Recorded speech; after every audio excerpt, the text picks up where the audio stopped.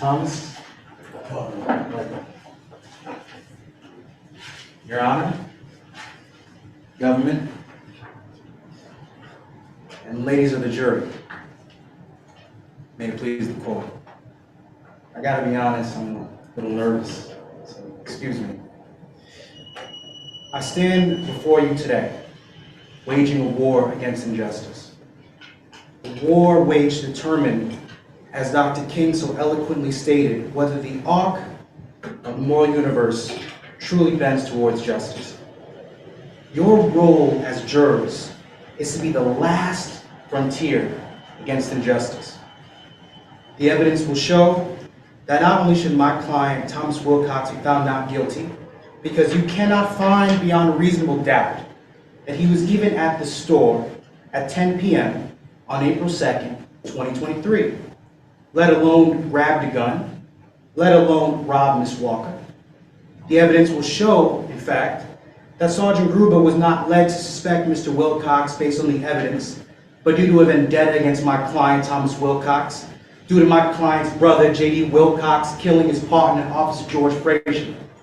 In this case, Thomas Wilcox, a 26-year-old laborer, is fighting for his life against the state, who is accusing him with nothing more than weak circumstantial evidence.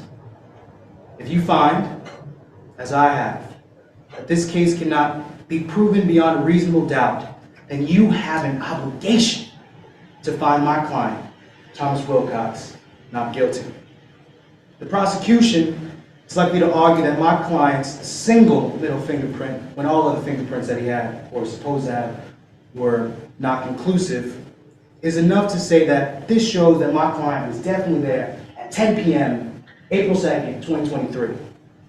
However, this is easily explainable by the fact that my client, again, lives 6 blocks away from the store and visited the store several times, even in the week of April 2nd. And Ms. Walker, from her testimony, admitted that they do not clean the windows every day. And why is that important? Well, did you know that fingerprints can last on a surface for 6 months? The gun that the government claims was the weapon of the armed robbery, when analyzed by the lab tests that were done on April 26th, and they were signed by Sergeant Gruber, found the fingerprints on the gun to be inconclusive. Also, the lab tests that were signed off by Sergeant Gruber found it to be inconclusive whether or not the gun was even charged. They will say that my client has a seedy criminal record because he had a tussle out with another young man outside of an arcade, and they found a knife in his pocket. Well, the knife was only discovered by police later after a pat-down. Thomas never threatened the other young man with a knife. He only took the charge because he only took the plea deal, so that he can go back to work and not deal with the life-altering event of being in the system.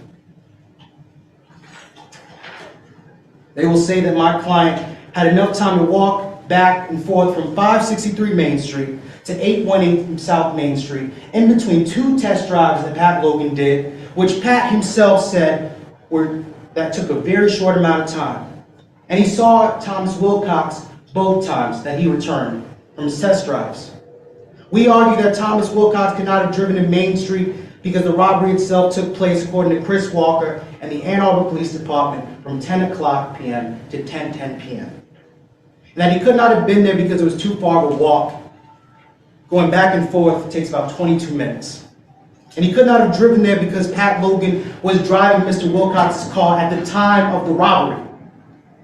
My friends in the government may argue that Thomas Wilcox's description matches because of his age and his bandana. Well, we intend to prove that there's another young man of the same age and who owned a red bandana that was out that night of April 2nd, 2023 from 10 p.m. to 10:10 p.m. They will say that the gun used by the assailant was the same gun in Florida Auto Professionals because of a tip they gathered from Miss Walker. But they will not tell you that Miss Walker's reasoning was not identified because of some expertise, but an experience she had when she was watching an action movie. Ladies and gentlemen, these are the facts. That the evidence will show that there was actually an immense abuse of power.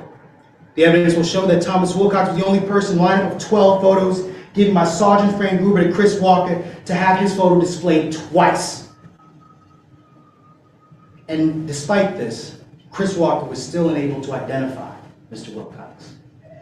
The evidence will show that Thomas Wilcox was the only person in a physical lineup to be given a dark overcoat, making him easier to identify. The evidence will show that Sergeant Gruber was quoted in an article prior to the armed robbery stating, "Those Wilcox think about leaving town. Things can be pretty rough on the family of a cop killer."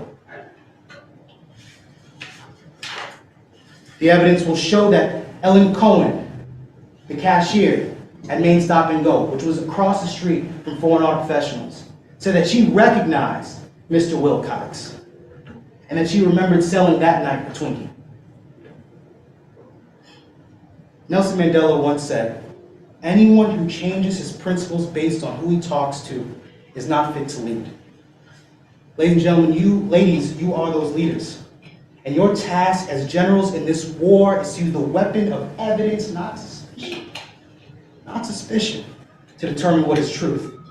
If the evidence does not allow you to say that my client, Thomas Wilcox, was the one who committed this armed robbery beyond a reasonable doubt, which I believe it does not, then your obligation to yourself and our system of law and order in this country is to say two words: not guilty.